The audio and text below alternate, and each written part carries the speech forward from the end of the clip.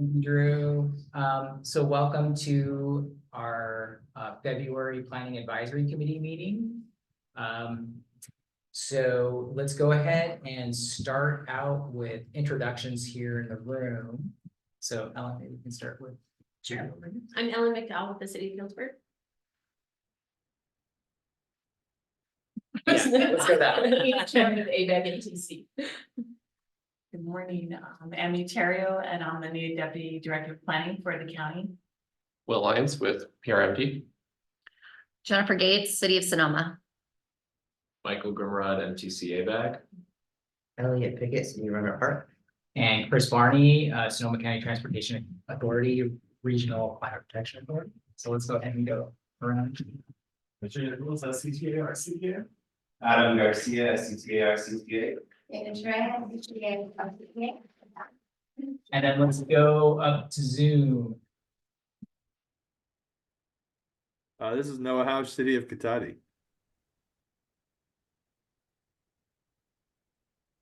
Emily Betts with SMART. Sheila Walski with City of Santa Rosa.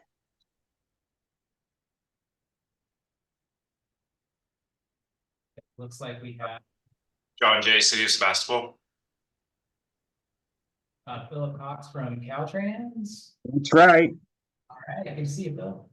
And then Will Lyons from Purpose. I'm right here. Oh, Will. I just had it pulled up so I can see the thing better. Okay, so I think that's everyone, and I see our Executive Director, James in the back here too. Welcome, James. So Drew, can we do a quick quorum check? Do we have quorum today? Got 4 in the room. Okay. And I'm seeing 3 on the screen.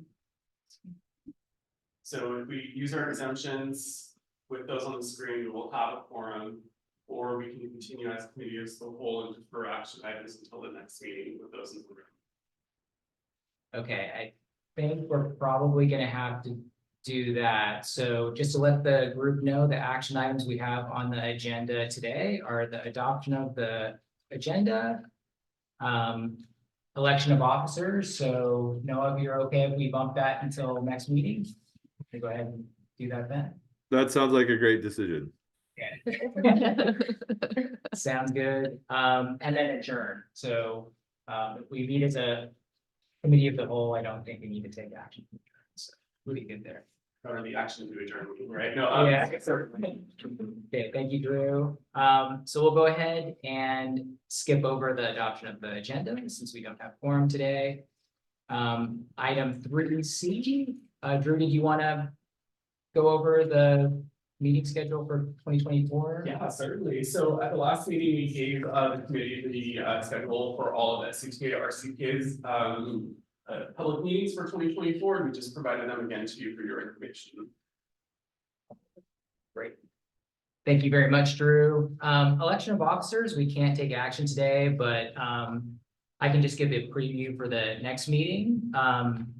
Our previous vice chair, Scott Orr, does need to step down from that role, but Noah has indicated that he is willing to continue as chair. So if there's anyone that is interested in being vice chair, just think about that and we'll have that back on the agenda at our next PAC meeting.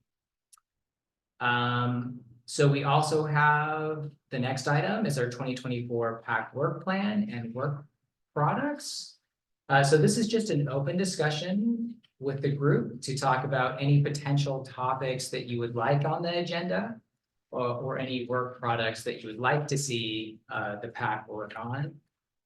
There have been a number of things that the group has worked on in the past, including collaboration on SB 743 and BMT, and other items like that. So just wanted to open things to the group and see if there are any pressing issues that you would like on the agenda for this year, or any work products that you'd like to see the group chip away at over the next year. So with that, I'll go ahead and open things up.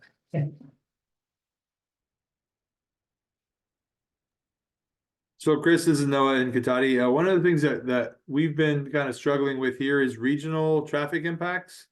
So just given how many, Sonoma County residents live in jurisdictions, it's primarily east of us, but even to the west that funnel through the city to access 101 and broader, regional transportation infrastructure. So that's something that we've kind of, a lot of our environmental documents that are done in other jurisdictions or ourselves talk about the regional impacts, but we've really struggled with kind of formalizing the process to implement some of the mitigation measures like the regional traffic fee.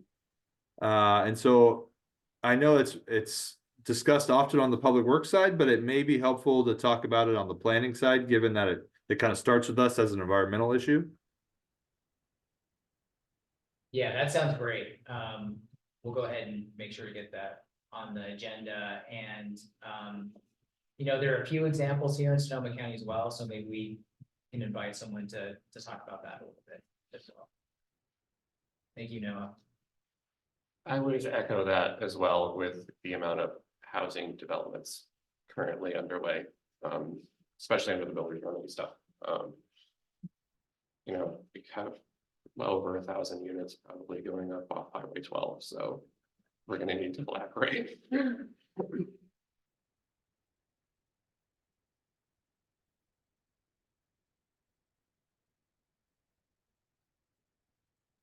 Yeah, can you think of anything from the regional level that we? Yeah, I've actually just asked the 80s to caucus to see across the planning department what series of things they might have coming, so I should send a follow. Okay, sounds good. What happened with that? So I'll check and see something to put in. Great. And Jennifer, you brought up at our housing meeting an update on the travel model, so we can definitely get that on the agenda to kind of do a deeper dive on where things are at, how it works. So, yeah. And I mean, we can also, what I was, was talking about too is, I don't know if anybody else, since I'm newer here, has adopted thresholds for SB 743 in the area. Being a tourist community, so fun. Yeah. Yeah, we did, when was that? Maybe October, I think of last year. We did, and then I can send those to you if you'd like to see them. And the mitigation measures Mhm. that are good for hotels and other types of tourist Yeah. industry. Yeah. Yeah, I have a list of who's adopted thresholds and roughly where everyone's at, so I can do an SB 743 update at maybe our next meeting, just to kind of summarize that information. Mhm. And we're gonna be kicking off the VMT mitigation banking and exchange program too, so that's kind of a good lead in to that project. for sure. So. Well, yeah, if you have any other ideas, just please let myself or Noah know, and we'll make sure we get those agendized this year. I think one final thing, just the TOC policy, just and updates on that and how folks are thinking about implementing those items as stuff comes on the regional level and as different jurisdictions are developing. Great.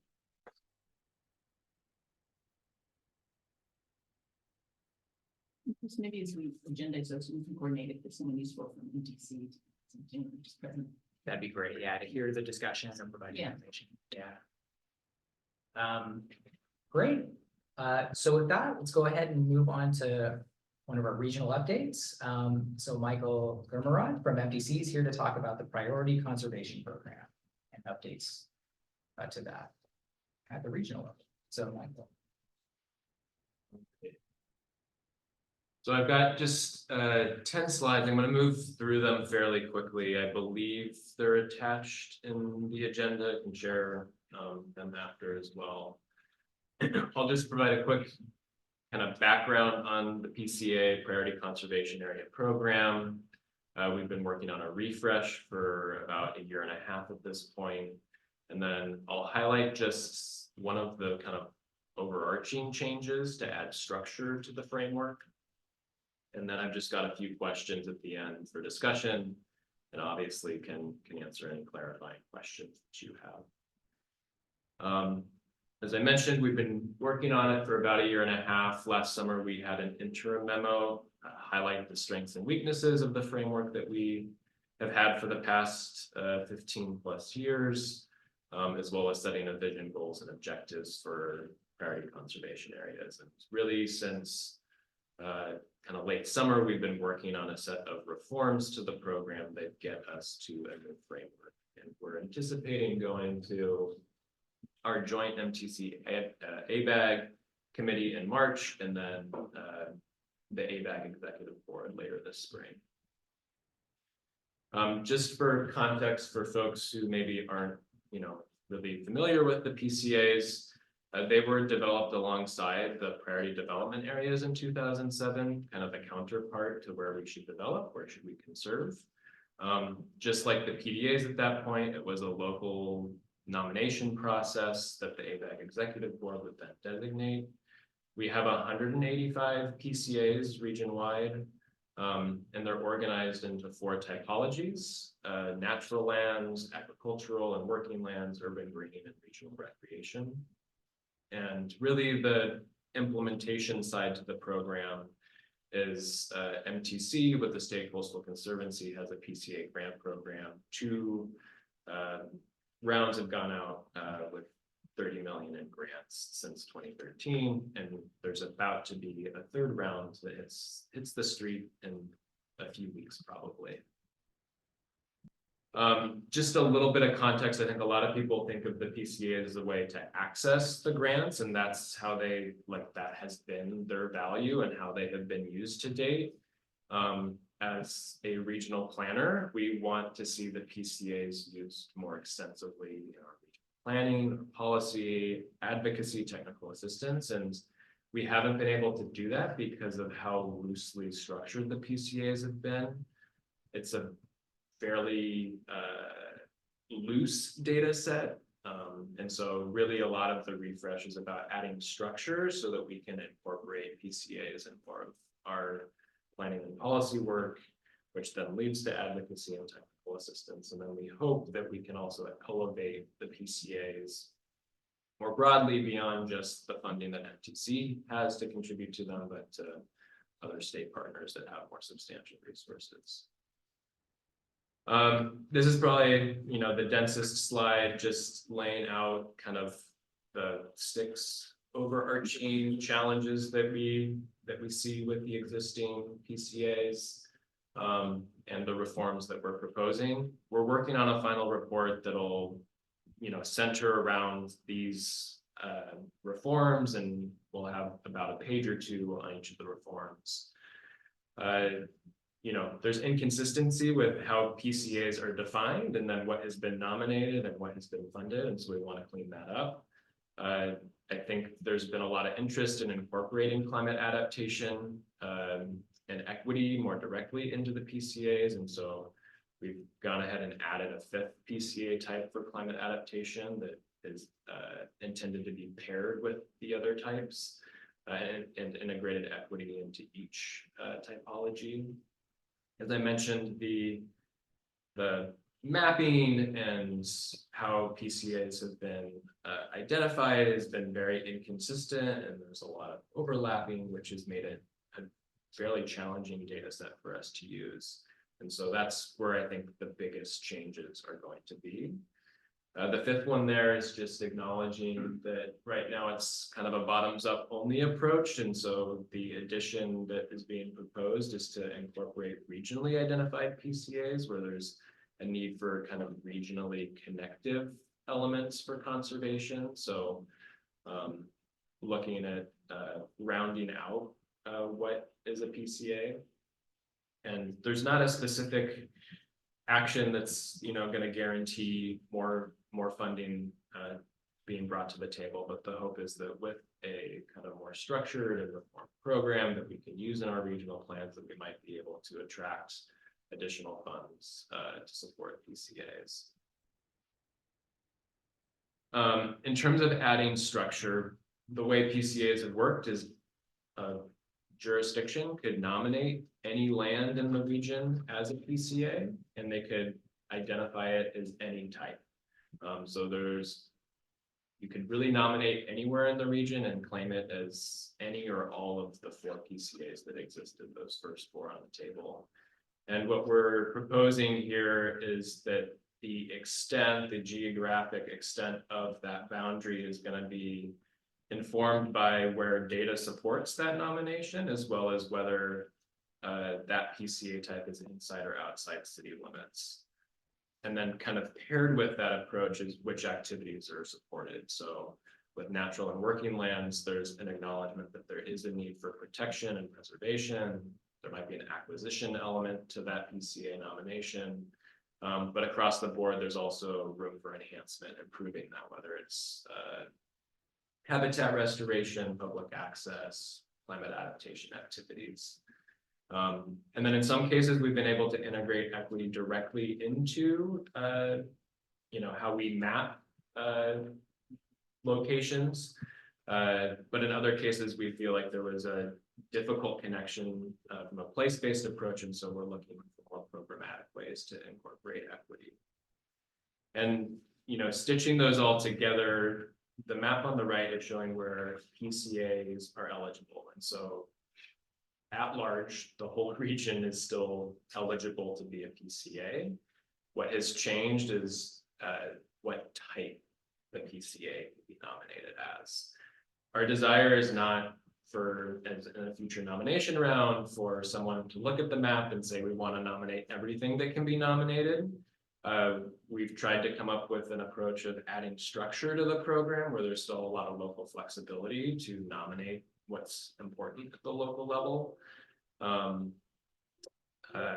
there's still the ability to, designate an area and nominate it as more than one type. And I think the added piece there is we have this fifth climate adaptation element, PCA type, that the thought is one that's an appropriate typology to incorporate and it's supported by the data. That could be a nice companion to any of the other 4 types. So just in terms of what's ahead, and this slide is adjusting as I'm getting review on our final report internally. I suspect we'll get the report out in late February and the public comment period will extend through March. We're going to committee in March and then ABAG executive board in May. Assuming we get executive board direction in May to proceed, we'll then work to amend existing PCAs to ensure that they are consistent with the new framework. We're not trying to kick PCAs out, but it's about really refining boundaries where we have either, we don't currently, it's just a point file and we want to really turn that into a polygon, or where the boundaries are very vague, where, a giant ellipses was drawn on the map. So that's work that we'll want to do this summer. And then the hope is that we can wrap that up and then kick off a new round of nominations toward the end of the year. There is also in parallel a PCA grant program that's ongoing. I have a colleague, Ben Botkin, who is leading that initiative. He's anticipating that the first round will be announced end of this month, early March. It's about 8 million that's available in round 1. And then depending on the timeline of that and where the refresh is, a second round is anticipated towards the end of the year. And that will also be around $8 million. This is the final slide. I've got a few kind of discussion questions that are much more focused on that implementation phase where we're working to amend PCAs, wanting to figure out how, I can come to the table to support with amending the PCAs in Sonoma County. I believe there's only 1 to 2 dozen PCAs in Sonoma County, and I believe only 1 city has nominated a PCA, and then the rest are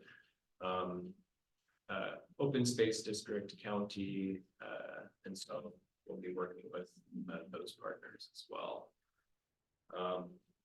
So maybe you can start with just any questions folks have about this update.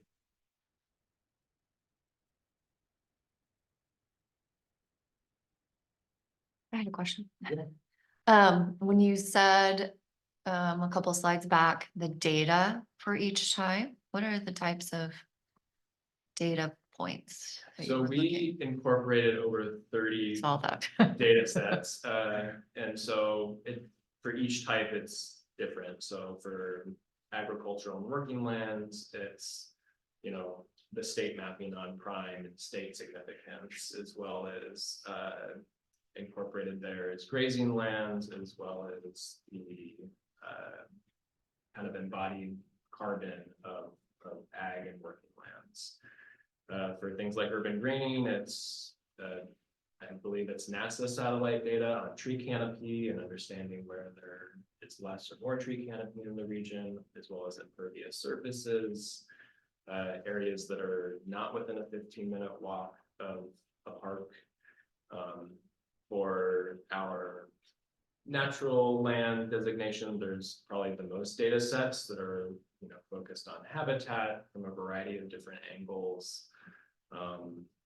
And then for climate adaptation, the impacts that we have incorporated are sea level rise, rivering, flooding, extreme heat, and wildfire. And, you know, I acknowledge that the map I showed is difficult to read with everything stacked. And so when we go out with the final report, we'll have a data viewer where you can click through each of those 5 maps that are the combination of those data sets, as well as then underneath it, you can then click through the individual data sets that are used. Yeah. But we took an approach, we definitely heard from folks along the way that, you know, we didn't want the structure to really be too constraining. And so we've tried to really be broad and comprehensive with the data that we've incorporated. And as long as a single data set is showing up on the map, then it's eligible for that PCA typology. Yeah, so. And then with that, if designated, then then what kind of funding would be for what?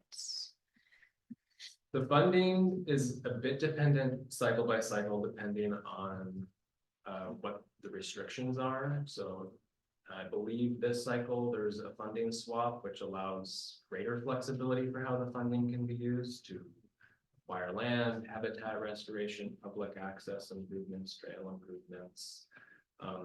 In other years, I believe the base data set is more tied to transportation, and so there's a more limited set of activities that might be eligible. It's kind of just dependent on the year and what our ability is to make the funds flexible. I'd say the big hope with the refresh is that we can use the PCAs to elevate priorities to the state, whether that's the Coastal Conservancy and the resources they've been receiving recently, or other state agencies and federal agencies.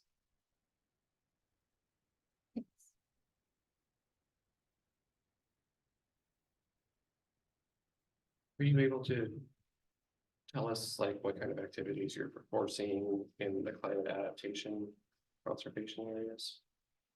Yeah, I think it kind of depends on what aspects. So really how it's paired with one of the other PCA types. So if it's urban greening, maybe it's around, you know, green stormwater infrastructure, or maybe it's kind of heat island, urban heat, and strategies to address that through kind of nature-based approaches. If it's flooding and sea level rise, I think it's, you know, linking that with, again, more nature-based strategies. It's still the PCA program, and so I think that overlap with climate adaptation is looking for those nature-based strategies. And then we're thinking about natural lands or even working lands.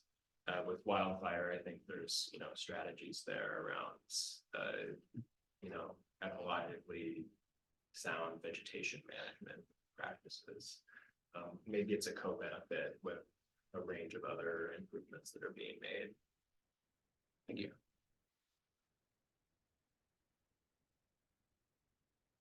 All right, any questions from Zoom? And maybe I'll just end by, you know, sharing, you know, we're still a few months away from actually going through the implementation process, and we'll definitely be reaching back out to just let folks know what's happened after a public comment period and, you know, board action. And then we'll be looking to figure out kind of county by county, what's the best way to coordinate, because a lot of these PCAs are kind of crossing jurisdiction boundaries. I had a meeting with staff in San Mateo County yesterday, and the counties wants to take kind of a lead role in helping coordinate. So over the next few months can kind of reconnect and figure out kind of the most efficient and effective way to work in Sonoma. Great. I did have a few questions.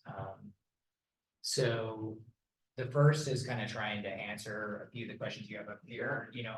I think having some sort of viewer would be very helpful, right? Yeah. And I really appreciate that you're trying to kind of dial in the boundaries. That's been an issue in the past. There's like a point or squares showing the really rough location of the PCA. So it's kind of like in West Sonoma County in this general area. So it'll be nice to have that kind of dialed in a little bit to help identify projects. So I appreciate the work on that. One other question I did have is the map is quite different from last round and this round. It looks like basically everything's eligible now, right? It just depends on the category. And I think the urban greening category kind of opened things up a lot. And I think just wanted to see what you're thinking and the team's thinking of distinctions, how that could be separated, or the intent is to just open it up and evaluate different applications individually as they come in and kind of weigh the merits based on that. Yeah, I suspect going forward, the grant program, potentially might set priorities, whether, historically there's been a geographic mix to it. Maybe there's more of a topical mix to it.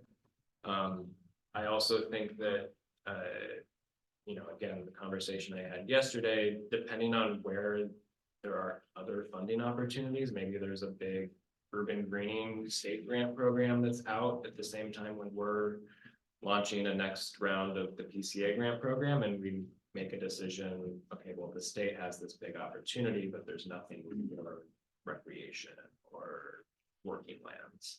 So kind of looking at the landscape of funding. So I think the thing that we're really trying to get with this is right now, if you look at the PCAs, a lot of them have just been, I think, because people were worried about how they could attract funding, they just said we're everything, which I understand.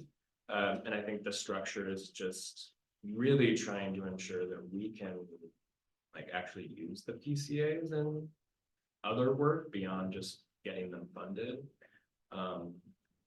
So I think, a lot of this is trying to make the planning framework more effective, and how it eventually changes maybe how the grant program functions, not quite sure, but I think it could be possible that maybe there's some, trying to target certain categories. Okay. Yeah. That's helpful. And then I have kind of one last question. And, I imagine as part of the grant program, there'll be a grant application process for that. So that aside, it'd be helpful to know kind of what you need from us at the countywide level and also the individual jurisdiction level, if you're looking for, the sponsors of the original PCAs to take a look at boundaries and review those, or if you're looking for new nominations, it'd be helpful to know what you need from us and kind of when. Yeah. When that would happen. Yeah, I think that's probably after we go to committee and we're getting a sense of, are we feeling fairly firm in this? And then Sonoma, I think we'll also have to grapple with the first round allowed nonprofits to nominate, and then in a later, I think in 2013, decided let's only have agencies and local governments nominate. So there's, I think, some decisions we need to make there in terms of what do we do with those, and conversations, I think, probably with a number of stakeholders in the room. As I mentioned, it's a bunch of the kind of special districts in the region that hold a number of the PCAs. And so definitely foresee some early conversations just to lay out, here are the PCAs as they exist today.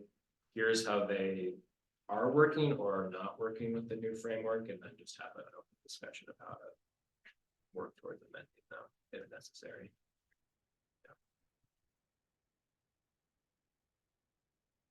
All right, I'm gonna go up to Zoom one last time.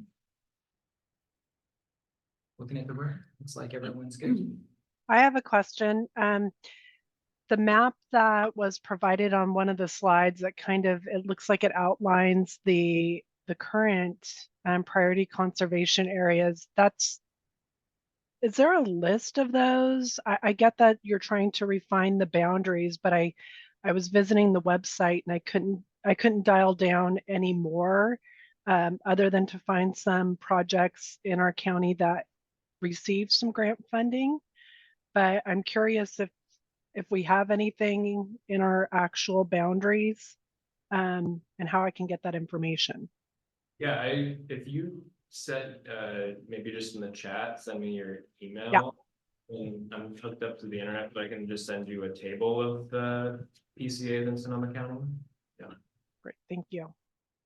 Michael, would it be possible to get that table to the whole group? Sure. Okay, if you send it to me, I can make sure that gets out to everyone. Okay. And we probably don't need the whole region, just Sonoma, but whatever is needed. I'll give you both. You can decide what you want. All right.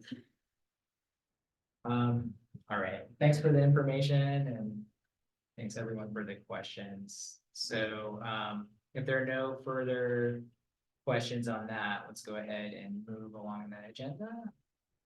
And I think this is an update on 2025 planning projects that the SCTA planning teams can be working on. So let me go ahead and share my screen.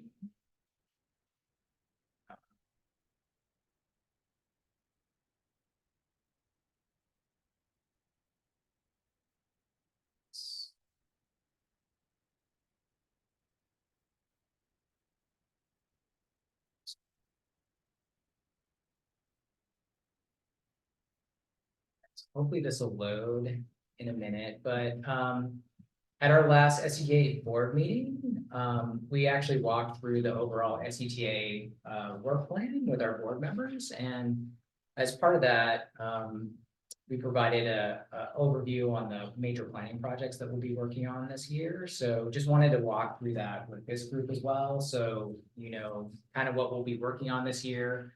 And we'll definitely be bringing back more detail as we develop these projects further. So looks like this isn't showing up, so let me try this again.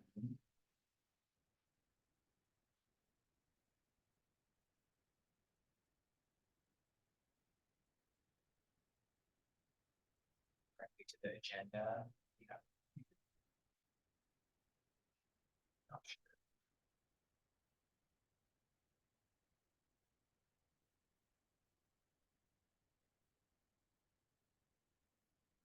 And this is actually on page 15 of the agenda packet, if you want to refer to it later on. But here's just kind of a high level overview of the major projects the planning team's gonna be working on. They're kind of subdivided into two different sections, different planning efforts or plans we'll be developing and different programs that the team manages. So starting with the first one, SCTA develops a comprehensive transportation plan. This is something we update every 4 or 5 years.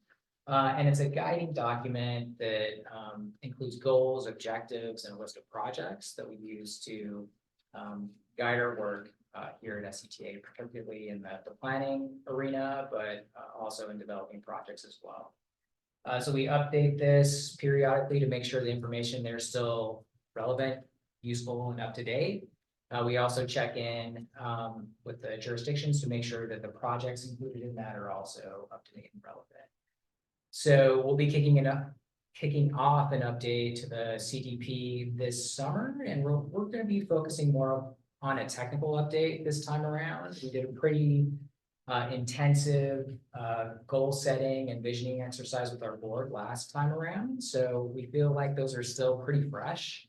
So we'll definitely check in with the board to make sure that they're still on board with the goals that were set last time around. But we'd like to really focus on, you know, the technical information, you know, updating the current conditions and reference sections. We include a lot of demographic information and travel behavior information and statistics in that section, so it's a nice reference that can be used for other documents. We also want to summarize our progress in meeting the goals and objectives that were set in the plan. So that's something that our board has always requested, and so we always look at metrics and see if we're moving in the right direction or having difficulty in achieving those goals. One thing we'd like to do as part of this plan update is really look at changing travel behavior, right? COVID-19 and the pandemic has shifted things. Working from home rates are different, transit use is different.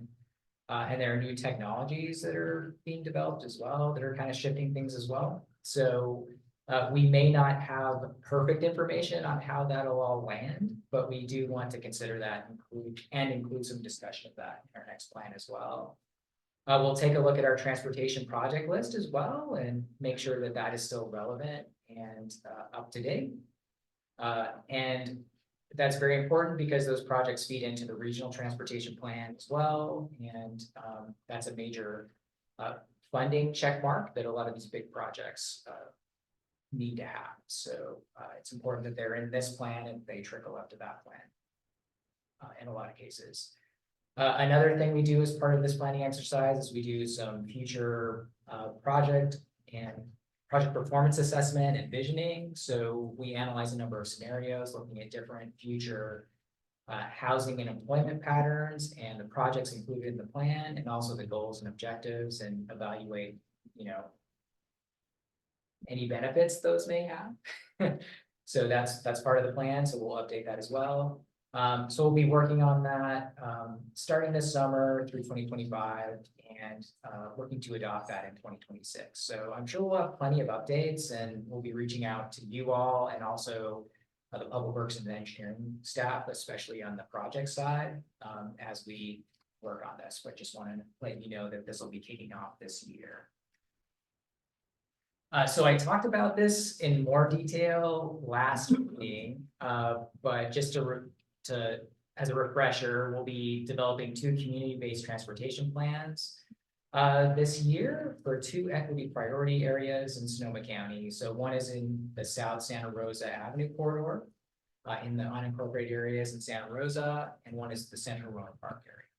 So the idea here is to really engage the residents of those areas and identify transportation issues and barriers that they're experiencing, and work with them to come up with a list of prioritized transportation projects to chip away at. So excited to get that going.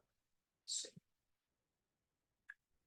Plan Bay Area 2050 Plus and Transit 2050 Plus are well underway right now. So there's a lot of activity happening right now, and there will be throughout the year. So we're working closely with MTC and AVAC staff on that. There's a lot of information to review. We'll bring frequent updates to this group and appreciate Ada and colleagues like Michael being here to provide updates as well.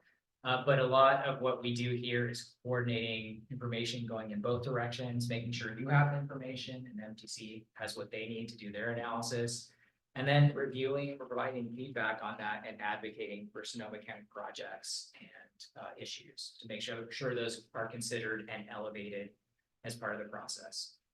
So right now, schedule-wise, MTC is looking at taking the final blueprint, which is going to be bringing a list of projects, policies, and programs, and I believe also a regional housing and employment forecast to the commission this summer. So there'll be a chance to take a look at that and review that later this spring. So another major project is our transit integration project. So this is a major project that Dana Teray leads. So this is really focused on working with the 3 local bus operators, City Bus, Petaluma Transit, and Sonoma County Transit, to improve branding and the user and experience for transit passengers. So the team's working on developing a unified website design. They're also working on a transit wayfinding and route trip planning application to make that easier. And the team's also looking at a lot of different ridership and schedule information, and will be releasing some more information on that later this year. So a lot of work going on in that area. So another related transit integration type project that'll be happening this year is the Mascots Project, or Marin Sonoma Coordinated Transit Service Analysis Project. And this is really focused on the Highway 101 corridor and travel flows between Sonoma and Marin counties. So again, there'll be a lot of data related work happening here, looking at travel markets, travel flows, and how best to serve the travel demand in that corridor this year. So another exciting project focused in that area. The active transportation plan update is also well underway. So this is another project that Dana leads. So the team's working with a consultant to update the existing conditions section of the plans, do some technical analysis, do some initial community engagement, and develop a proposed list of projects. That was all work that was completed last year. The next phase of community engagement will be kicking off this spring, and it's really going to be focused on getting input on the draft project lists and maps. So a lot of work still continuing over this year. So I'm sure Dana and the team from Fair and Peers will be back at this group again to provide updates. And I'm sure they've been interacting with you as well for the local specific plans. But we're looking at adopting that in the spring of 2025.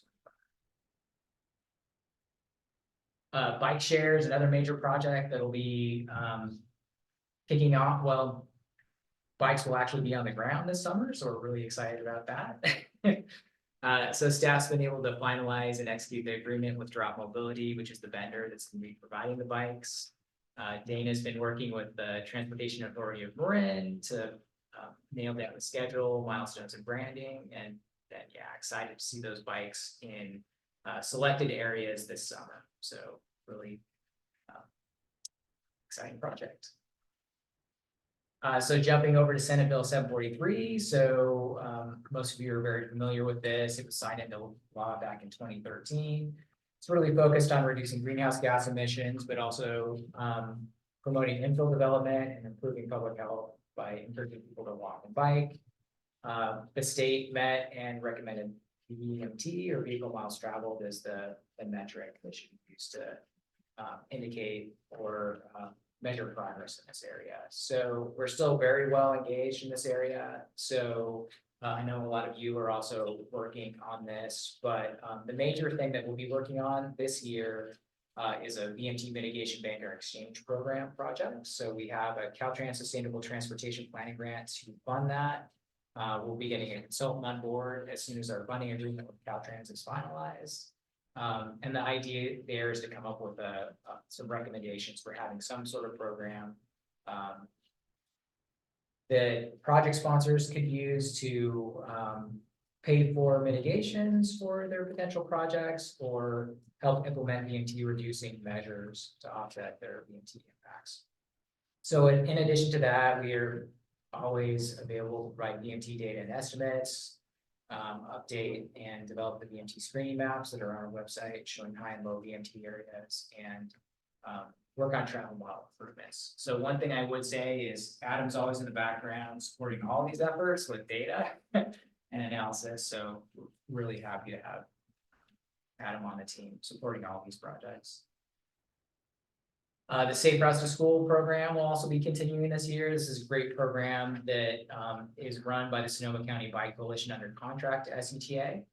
And it's really focused on education, encouragement, engineering, equity, and enforcement, and really trying to help kids and their families walk and bike to school more. So make that a more viable transportation alternative for them.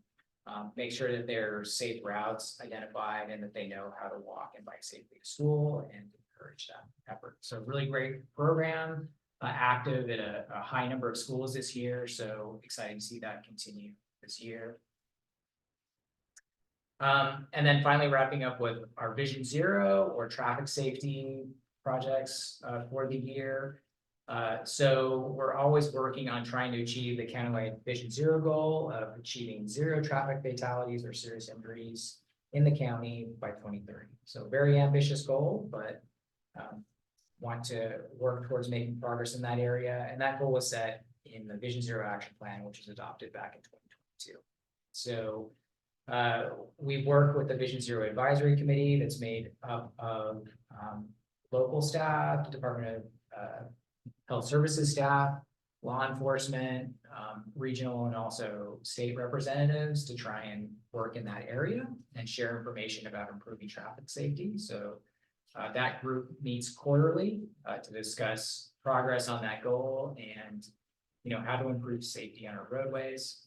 The major activities that will be involved in this year are our Safe Streets and Roads for All planning projects. So we recently received over $1 million in federal grant funds through this program to do to work in a number of planning areas. One is to develop resources to help reduce travel speeds in high-risk areas. So there has been a lot of movement in this area. I know Santa Rosa's been able to roll some of this out in the downtown area. So we'll be working with a consultant to develop additional resources and tools to help do that.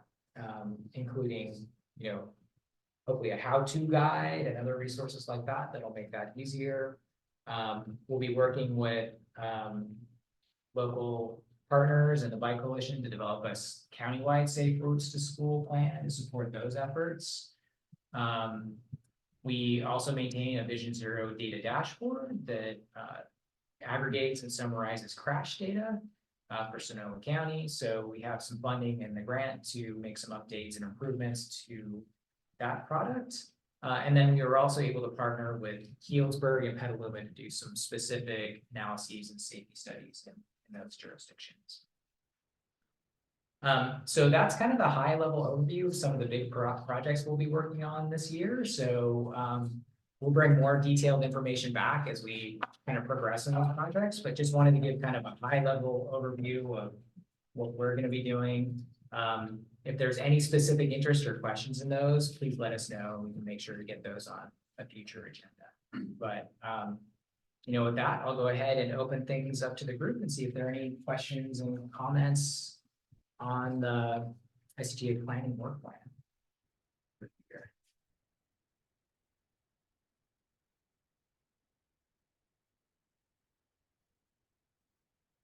Not seeing any comments in the room, so maybe I'll look up to Zoom, see if there are any comments online. Nope. All right.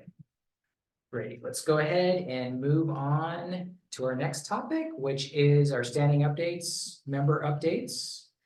So this is an opportunity to just go around the room and share information on what's going on and see if anyone has some it's an opportunity for information sharing.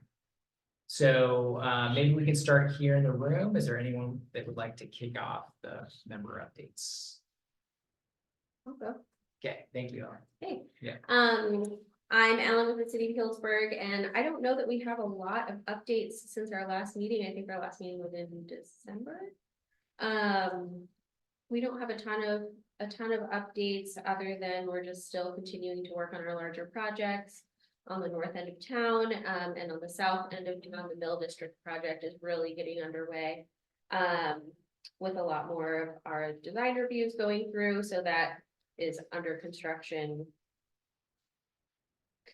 And so it's just managing those projects. We are fairly busy with a lot of smaller projects going to Planning Commission. All of our agendas are full for the foreseeable future, with projects ranging from cell towers to new residential buildings. But yeah, and a lot of code updates. We're really trying to hit home on code updates and trying to do yearly code updates, but it seems to be more like 3 or 4. So it seems like it's never ending, but that's what we're working on. Maybe we can just go around the table to Ada. Did you want to make some regional updates, or we can? Well, I was just gonna say, I've been looking at APR data for performance in cycle 5, and Sonoma County in general has done really well. So I know it's been a really, as you're looking at the next set of numbers, it's a little bit of sticker shock, but just, a good effort was made in all categories, unlike some counties where low income or very low income people were barely served. Sonoma County did a great, all of the jurisdictions of Sonoma County did a great job. Great, thank you very much. Maybe we can jump over to the county next. Yeah. We don't have that many updates other than we're still processing all of the housing units that are builder's remedy that just came in. We're expecting the STC one any minute. And the Hannah Center, those are the two big ones, was submitted and we deemed incomplete. But all of the files will be online. Hannah Center already is, so in case for modeling whatever you need, we're happy to oblige, but you can also access online right now.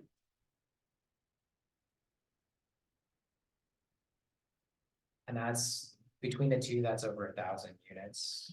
Yeah, it's Mixed use, institutional, schools, hotels. Two new towns. basically. Well over 1,000. No grocery stores. Of course not, that would make too much sense. I already made that comment. Everybody on that team, I was like, can I have a grocery store down there, please? So City of Sonoma, Jennifer Gates, unlike Healdsburg, we're kind of quiet right now. We have a couple of small developments in the works, multifamily developments, but other than that, it's just the normal signs and remodels. We are doing our general plan update right now, though, a comprehensive one, except for the housing element. Did that, done. With that, we are doing a lot of code updates right now too. And so we're trying to just shift and focus more on the long range planning side of things. And our normal day to day. I wear many hats, but we also just adopted climate action strategies, not a plan, strategies. And I actually just met with our Climate Action Commission yesterday, and a lot of the things is going to be focused more right now around education to our community and just looking for grants to help start implementing some small projects. And then after the general plan kind of sets our new policy direction, we'll do a climate action plan at that time with more measurable goals. But we are looking to implement that. And as all of us are doing, is trying to implement our housing element on top of everything else. That's where we're at. great. Maybe we can come over to Roanoke Park and. So like a lot of you, all of you, hopefully, we're doing all the work with the APR and various other types of annual reporting. That all taken care of, today. And general plan update is still on track for a summer adoption, kind of still in the same state, working on the changes to the EIR, the changes to the tribal reservation. Downtown development is moving forward. We got, from the RFQ 5 master developer qualification packet, so we are setting up interviews soon, and that's still moving forward. And then just lots of development in all the master plan areas, another couple thousand units in the pipeline. And yeah, lots going on. Looking at code updates, trying to figure out where they fit in with our schedule, but we're trying to do all that too. Thank you. So I think that's the room. Let's go ahead and jump up to Zoom. No, are you okay to kick things off on Zoom with Katati? Sure, yeah, we're pretty busy in Katati, have a combination of current development and advanced planning work. Neck deep in the Centero Way specific plan update. We have our second Community Advisory Committee meeting coming up this month, and TAC meeting, Technical Advisory Committee meeting coming up. Finishing up the existing conditions report and really getting into the CEQA work. Have a telecom ordinance going to the city council for first reading next week. Also, the Flayhaven single family project is fully approved now. It was approved by the city council last week. It's just 37 single family homes, but it's been in the city's process for a long time. And so that was good to get that one done. And then the largest project Katati's ever seen, Katati Village, which is 177 apartment units, is going to city council for final action also next week, Tuesday. Hotel is kind of waiting for the rain to dry out so it can get going on foundation work. We did have our second cottage housing project submitted, which is really exciting. I don't know how many of you all are familiar, but we did a pretty innovative cottage housing ordinance that allows double the base zone density. And we've had one project so far, but I got our second one submitted, and that's really big change. It was originally 6 units and now it's going to be like 16. So it's turning out to be a pretty powerful infill tool. Also moving forward with a city-owned parcel that we bought for affordable housing development, 120 East Cotati Avenue, getting ready to issue an RFP or RFQ, I'm sorry, to try to gather some development partners to help with that. And looking at housing element program implementation for the next fiscal year and talking to the council about strategy. And as Elliot mentioned, working on our APRs, and it's interesting to see ADUs are a big help this last year for starting to get some units built. I think it'll broaden out as we get some of our bigger entitlements done, but last year I think the only new units we had were ADUs.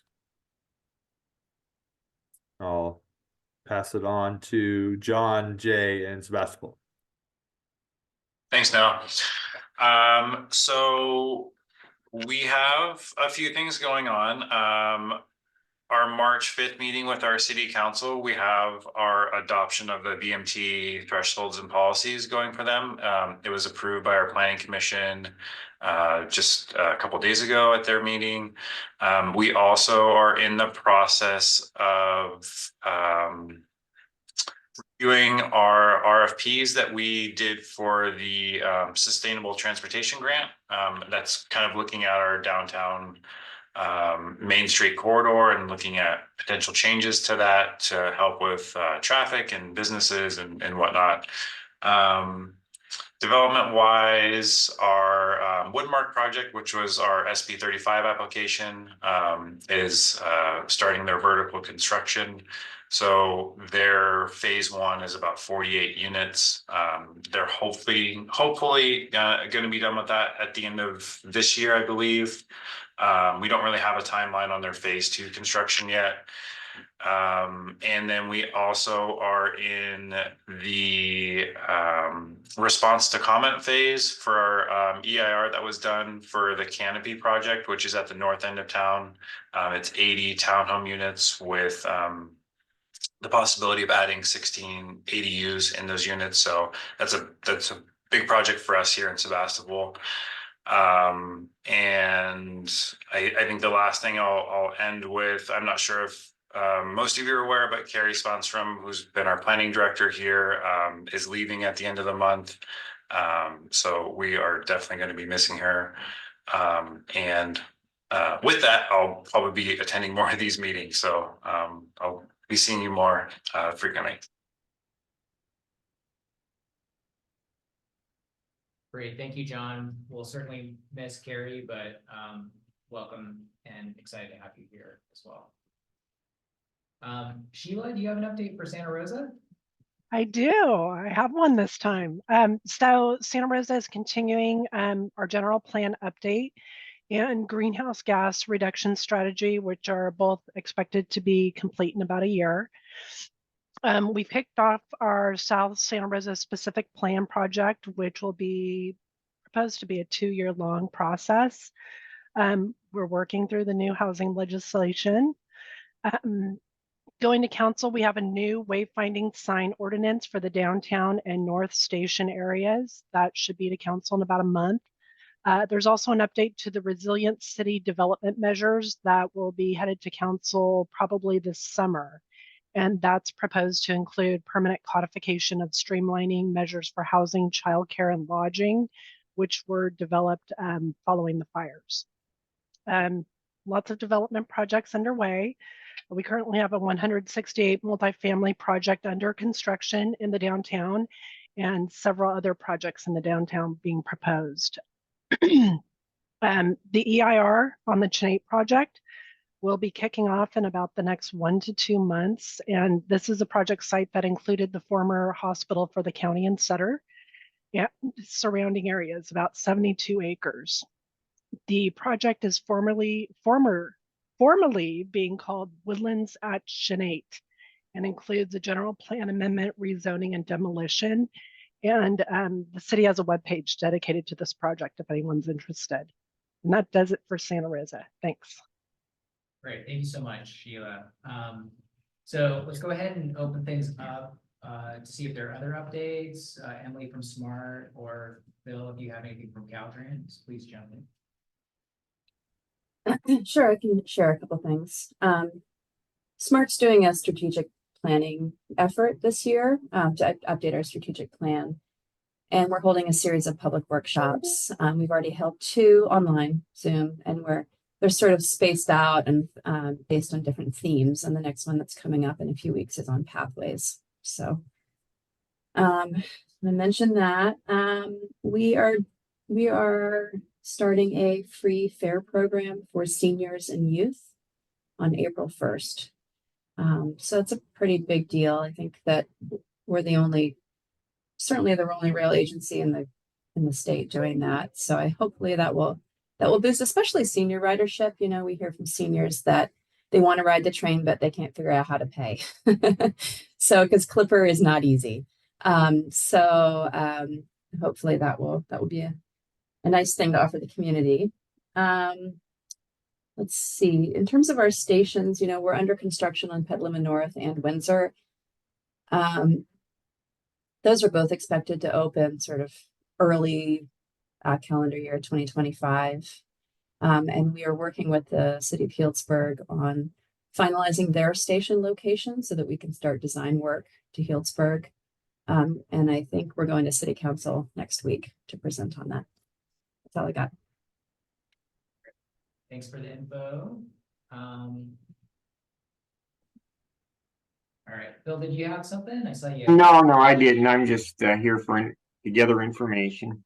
Great, glad to have you as always. So, all right, just one last item. Adam let me know that the pending development map has been updated on our website under the map resources section. So if you have any questions about that, please reach out to Adam. So that takes us to the next item, which is our SCTA board agenda and planning activities report. So those are provided as for your information. So if there are no questions on that, let's go ahead and move on to public comment. So I see Steve Bertolbell online. Steve, do you have anything? No, we'll go ahead and move on. No, I'm just catching up with you. I've missed a couple of meetings, so nice to see everybody. Great, good to have you on the meeting too. All right, so with that, we won't take action to adjourn, but just to provide some information on a few upcoming meetings. Our next SCTA board meeting is on March 11th, and the next PAC meeting is scheduled for April 18th. So, yeah, and we will have a few action items that'll be bumped to that. I guess we don't need to take action on meeting minutes, but we will have election of officers at that April board meeting. So with that, we'll go ahead and close the meeting and see everyone in a few months. Good to see everyone.